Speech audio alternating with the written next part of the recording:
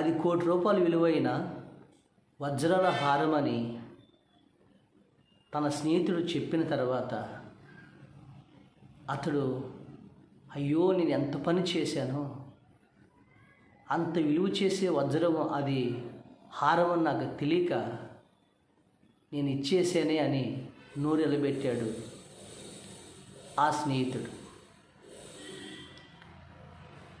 ఏంటి ఆ యొక్క హారం ఎవరికి ఇచ్చాడు అతను తెలియకుండా ఎందుకు ఆయన నోరెలబెట్టాడు? చాలా అద్భుతమైనటువంటి ఈ సంఘటన మీరు తెలుసుకుంటే మీరు కూడా జాగ్రత్త పడతాడు.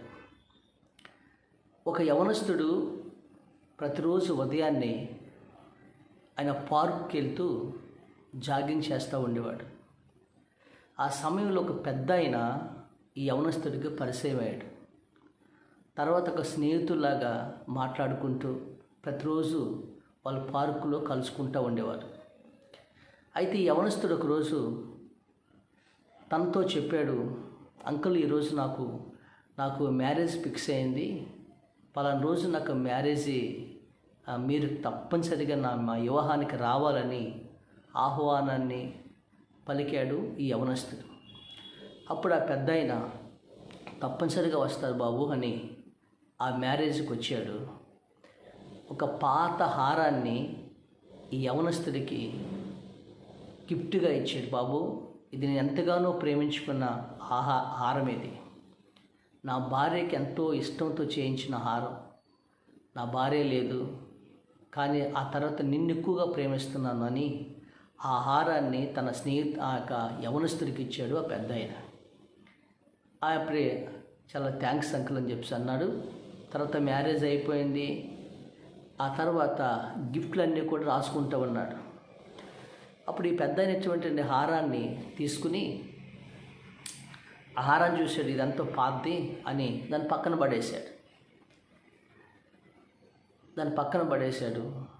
తన భార్య చెప్పింది, ఇది పాతదండి హారం, ఇప్పుడు మోడల్ కాదు అని పక్కన పడేశారు. సరే గిఫ్ట్లన్నీ సర్దుకున్నారు. ఆ తర్వాత కొద్ది రోజులకి ఇతని స్నేహితుడికి మ్యారేజ్ ఫిక్స్ అయింది. ఇతని స్నేహితుడు నా మ్యారేజ్కి రావాలని ఇతనికి ఆహ్వానం అందించాడు. అప్పుడు ఇతను తన స్నేహితుడు గిఫ్ట్ తీసుకెళ్ళటానికి ఆ పెద్ద ఆయన ఇష్టమైనటువంటి హారం ఉంది కదా, ఎంతగానో ఇష్టమైన హారాన్ని తీసుకెళ్ళి తన స్నేహితుడి వివాహానికి ఈ హారాన్ని గిఫ్ట్గా ఇచ్చాడు. ఆ స్నేహితుడు వివాహం అయిన తర్వాత ఈ గిఫ్ట్లన్నీ కూడా రాసుకుంటూ ఉన్నాడు అతను. అప్పుడు తన మిత్రుడు ఇచ్చినటువంటి హారాన్ని చూసి ఎంతగానో సంతోషించి ఈ హారాన్ని ఒక బంగారపు షాప్ దగ్గరికి తీసుకెళ్ళాడు. ఇతని తండ్రి వజ్రాల వ్యాపారంలో వజ్రాల షాపులో పనిచేస్తాడు ఇతని తండ్రి. ఆ హారాన్ని తీసుకుని చూపిస్తే అది హారం పాతగా కనిపిస్తుంది, కానీ అది పాతది, పురాతనమైంది. అది లోపల వజ్రాలతో పొదిగి ఉన్నది ఈ హారం. దీని స్తోత్రం. అప్పుడు ఆ తండ్రి ఎంతగానో ఇదైపోయాడు, మీ ఫ్రెండు, నీ స్నేహితుడు నేను ఎంతగా ప్రేమించాడురా, ఏమైంది డాడీ, ఇది హారంలో వజ్రాలతో పొదిగి ఉంది, ఇది ఇంచుమించు ₹1,00,00,000 ఖరీదు చేసే హారాన్ని ఇచ్చాడు అన్నప్పుడు ఆ స్నేహితుడు ఎంతగానో ఆ కన్నీళ్ళు పెట్టుకుని, నా మిత్రుడు నన్ను ఎంతగా ప్రేమిస్తున్నాడు అనుకున్నాడు. ₹1,00,00,000 హారాన్ని, వజ్రాల హారాన్ని ఆయన సొంతం చేసుకున్నాడు. దాని స్తోత్రం. అప్పుడు ఒకరోజు ఆ ఫంక్షన్ ఒకరోజు తన ఇంటికి భోజనాన్ని పిలిచాడు. అప్పుడు ఈ స్నేహితుడు చెప్పాడు, ఒరే నా మీద నీకు ఇంత ప్రేమ ఉంది, నన్ను ఎంతగా ప్రేమిస్తున్నావురా అన్నాడు. పర్లేదు లేదా అంటే, నీవు ఇచ్చిన గిఫ్ట్ ఎంత విలువైంది తెలుసురా, అది మా డాడీ దగ్గర తీసుకెళ్ళి చెప్పాడు, నీ ఫ్రెండ్ చాలా విలువైన గిఫ్ట్ ఇచ్చాడు, అది వజ్రాలతో పొదగబడిన హారం, ఇంచుమించు ₹1,00,00,000 చేసిందంటారు. అది వజ్రాలతో పొదగబడినటువంటి పాదహారం అనుకుంటున్నాం, కానీ అది వజ్రాలతో పొదిగి ఉంది అని తన స్నేహితుడు చెప్పేవారికి ఈయన నోరు వెళ్ళబెట్టాడు. అది పాతహారం అని తన స్నేహితుడు గిఫ్ట్గా ఇచ్చాడు. కానీ అది పాత హారం కాదు. ఆ పెద్ద ఆయన తన భార్యకి ఎంతగానో వజ్రాలతో చేయించిన హారాన్ని ఇతను ప్రేమించి గిఫ్ట్గా ఇస్తే ఇతను పాత హారాన్ని పక్కన పడేశాడు. చివరికి వజ్రాలను తెలియక ₹1,00,00,000 విలువ చేసే హారాన్ని తన వేరే స్నేహితుడికి గిఫ్ట్గా ఇచ్చాడు. ఇప్పుడు అది తెలిసి గుండెలు బాదుకుంటున్నాడు, నోరు వెళ్ళబెట్టాడు.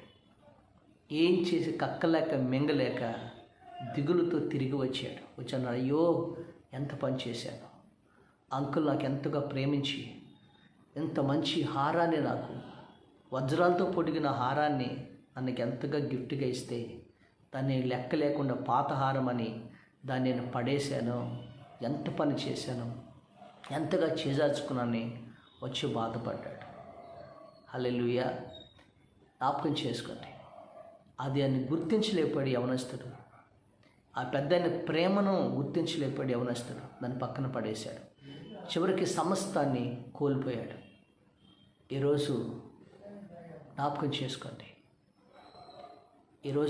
చేసుకోండి, ఆ పదకబడినటువంటి దాన్ని గుర్తించలేక సమస్తాన్ని చేజార్చుకున్నట్టే ఈరోజు నిన్ను కూడా దీవించడానికి, నిన్ను కూడా ఐశ్వర్యవంతుడిగా చేయటానికి మన ప్రభువుని యేసుక్రీస్తు నిన్ను పిలుస్తూ ఉన్నాడు. బైబిల్ గ్రంథంలో రాయబడింది, కొలస్సీలు రాసిన పత్రిక 2వ అధ్యాయం 3వ వచనంలో, బుద్ధి జ్ఞానములు సర్వ సంపదలు ఆయన యందు గుప్తములై ఉన్నవి. సర్వ సంపదలు ఆయన యందు గుప్తములై ఉన్నాయి.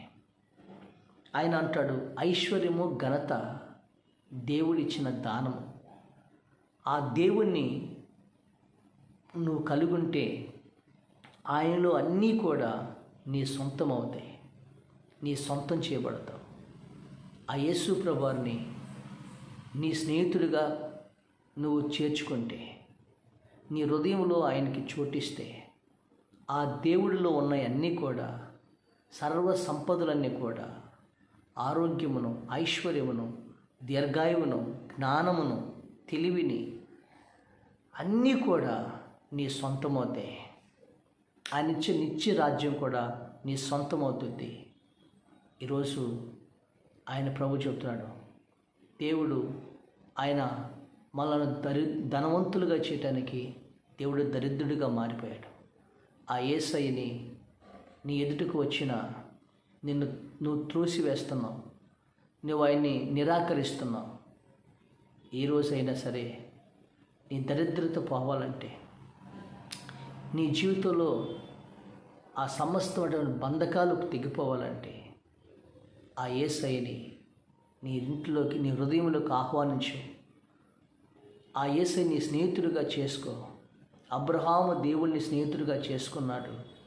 అబ్రహాముని దేవుడు వెండి బంగారములు దాసులు సమస్తాన్ని ధనవంతుడిగా దీవించినట్లుగా నిన్ను కూడా దేవుడు దీవిస్తాడు, నీ కుటుంబాన్ని ఆశీర్వదిస్తాడు. యేసు క్రీస్తులోని సమస్తము సర్వ సంపదలు గుప్తములై ఉన్నాయి. ఆ క్రీస్తుని నువ్వు ఈరోజే నీ హృదయంలో చేర్చుకుని, ఆయన స్నేహితుడిగా చేసుకుని, ఆయన ప్రేమించి ఆయనతో నడు. ఆ దేవుడు ఇచ్చే వాటన్నిటిని కూడా నువ్వు అనుభవిస్తావు. దేవుడు నిన్ను గొప్ప స్థితిలోనికి నడిపించును గాక. ఆమేన్.